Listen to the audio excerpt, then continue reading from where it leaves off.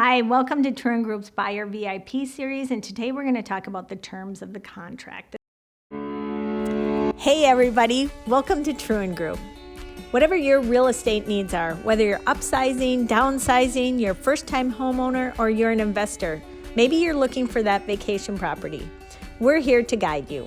So let's get started. This is a little longer video because there's so much in it.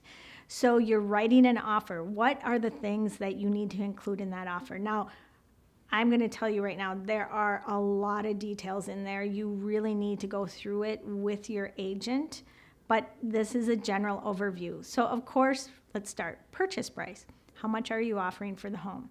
Again, I'm filming this in 2021 and it's a seller's market. You might have to offer more than the actual asking price, but if it's a buyer's market, we can usually negotiate down. Depends on the market, but purchase price, obviously, right? The other thing that we talk about is seller contributions to the buyer's closing cost.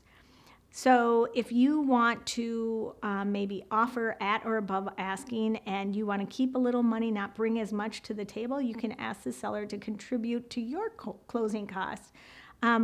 You can do that because maybe there's some repairs you need to make and you need the cash to do that. Or maybe you qualify for more, but you don't have as much to cover all those costs. And so that's, again, a negotiating point. So will the seller help you pay your closing costs? The other thing is the type of loan. Are you doing an FHA loan? Are you getting down payment assistance? Is it a conventional loan? Or maybe if you've served or are serving in the military, a DVA loan. And we know how to work all of that and what's included and not in the terms of those.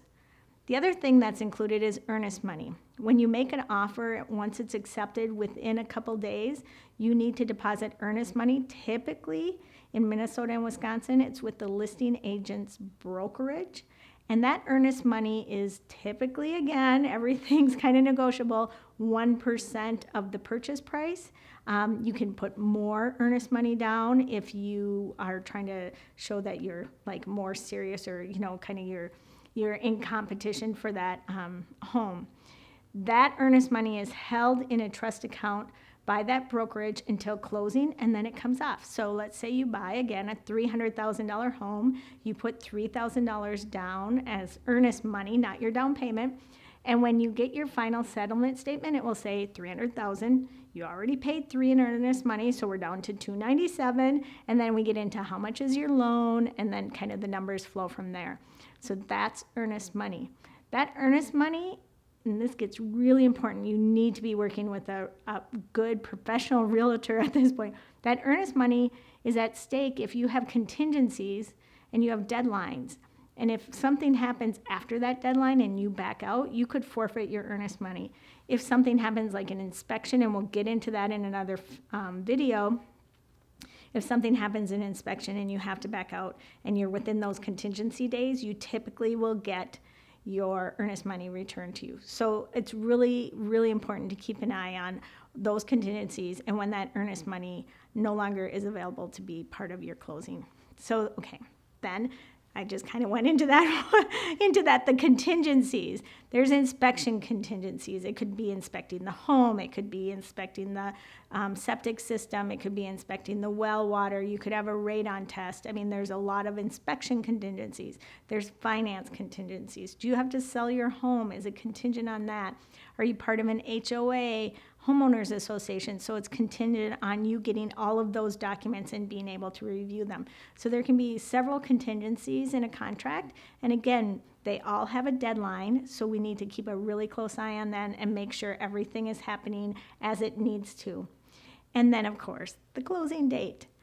What works best for you? What works best for the seller? How much time does the lender need? How much time do we need to get all those contingencies removed? So the closing date isn't always just, pick a date. There's some things that go into that.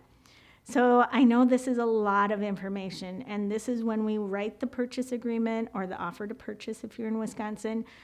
There's a lot of those details that you need to go over and make sure they all work with you. So just really briefly again, the highlights are the purchase price. Is the seller going to contribute to your closing costs? What type of loan? How much earnest money are you putting down? What kind of contingencies are in place? And the closing date.